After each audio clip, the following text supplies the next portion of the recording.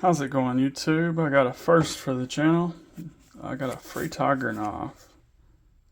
This is the FT51, and of course it's made in China.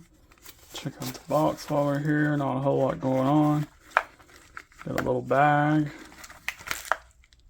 some paperwork, but that's not what's important. Here it is. As you can see, we got a red and black G10. This knife comes in black, red and black, or carbon fiber, which I really wanted the carbon fiber, but they didn't put it on Amazon for some reason.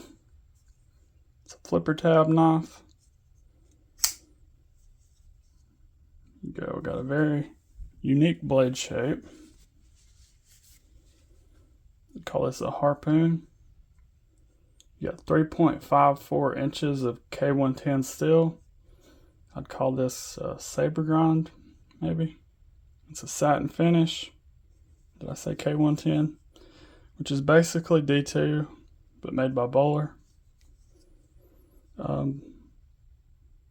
Yeah, very good looking knife, I think. Blade stock on this guy is 3.3 millimeters or 0.130. It's a little bit of a chunky blade. Not the thinnest behind the edge, but it'll cut. Knife. These run $27.99, this version. I think the carbon fiber's a couple dollars more. Knife measures in at 8.07 inches, so it's a full-size knife. It's not my first Freetiger. I bought the FT51 a while back. And normally when I buy a knife, it goes in my knife case, but this one's so bad it went back in the box. Haven't took it out till I made this video, so don't recommend it. This is the 6-leaf SL14. They're all about in the same size range.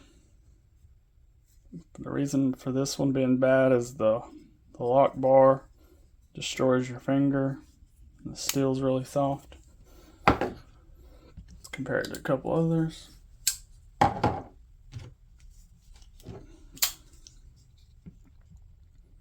Spyderco PM2. And the Kaiser Kobold 2. It's pretty close to the same as these two, maybe a hair smaller.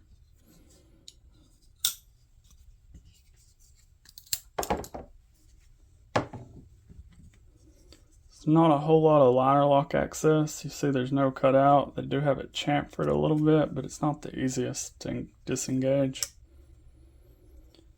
You got a 4.6 inch handle. 4.6 inch handle, yeah, I said that right. 0.52 inches wide. And the closed width in your pocket, the longest is 1.17, which is right here in the middle. Weighs 4 ounces. So it's not the lightest, but it's not heavy. It's not any weight relief on the inside that I see. Maybe a small amount. Pocket clip is deep carry, but non-reversible. And it's a very funky looking pocket clip.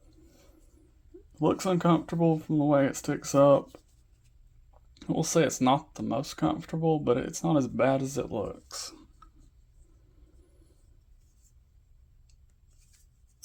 Flipper tab has a couple jumps on it. It's more of a push button, but you can light switch it fairly good too. The liners are a bit proud of the scales, so you can feel them when you're gripping down. There's no jimping up at the top, but your thumb naturally rests right here. And the handle, they designed it pretty well. They should have made this area a little bit smaller, but it's not bad. Grip. Got a hidden lanyard post, which thumbs up for that, and a backspacer. Always love to see a backspacer. I've already had this apart.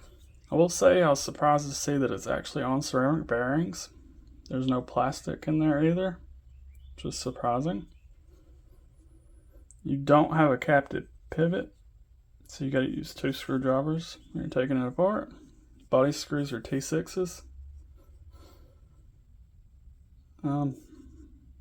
Yeah, good looking knife. I'd say it's an upgrade from this one, which I've seen several knives actually use this. So I don't think it's actually just Freetiger. And that knife's really heavy too.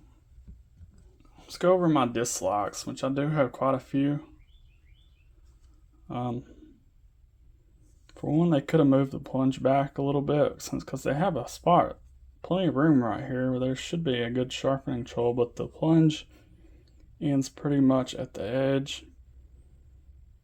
You might have a couple sharpenings, I don't know, because it is really thick. So as soon as you sharpen it, it's just going to get thicker and thicker. But the billboarding is a dislike. I wouldn't be proud of being called Freetiger anyway, but it should be smaller. The pivot isn't captive, like I said, the T6s. But my 2 biggest, which would probably be deal breakers normally, the liner lock access is really bad. You gotta really dig your thumb in there to close it. It does have good action. But the biggest dislike of all, I'm going to try to throw a picture up here. But when I took this apart, I actually seen burnt steel, which I've heard that thrown around a lot, but I've never actually seen it. The bottom of the blade, it's like a burn spot, which makes me think, was the whole knife burnt? How can you just burn one spot? So I'll try to leave a picture of that. It's kind of disappointing, but we'll say they've improved, but they still got some more room to go. Decent knife for budget. It's not the sliciest knife, but I'd say it's alright. That's all I got for this video. I'll link it down below. Subscribe if you haven't already, and leave a comment. See you in the next one.